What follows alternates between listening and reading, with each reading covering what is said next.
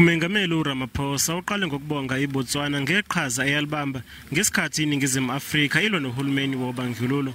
Uthe omabili lamazwe abhekene nomsebenzi wokuvuselela iminotho yawo ngemva komonakalo odalwe ukubhedwa kwe-COVID-19. We are meeting at a time when both our countries are seeking to reset our economies following stagnation caused by COVID-19 pandemic.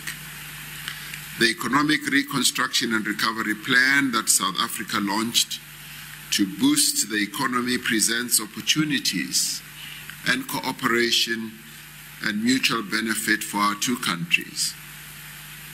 This binational commission therefore affords us an opportunity to further deepen our cooperation in many areas. Uthela amazwe anemibono efanayo mayelana nokuletha uxolo emazweni ase-SADC kanti anenhlelo ezifanayo zokuthuthukisa intsha yalamazwe. I also continue to enjoy your unwavering support as a fellow Troika member of the SADC organ on politics, defense and security cooperation, as we jointly seek to find ways to bring peace and stability in our region. The efforts of the government of Botswana in support for current regional peace and security program, in particular the contribution of personnel and attendant capabilities to SADC mission in Mozambique, is highly commendable.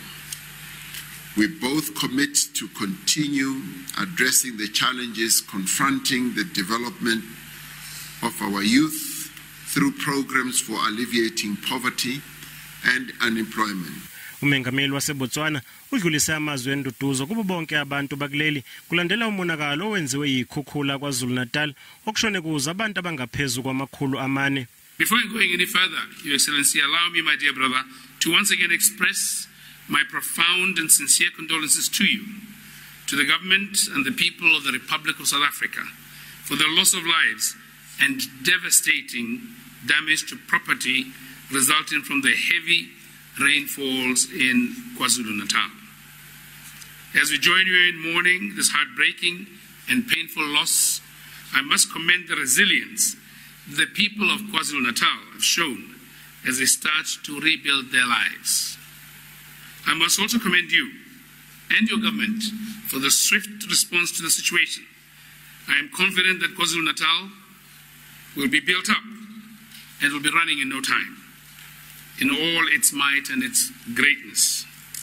Uthe ukwabelana ngolwazi lokulwa ne-COVID-19 phakathi kwalamazwe kuzosiza izwekazi iAfrika.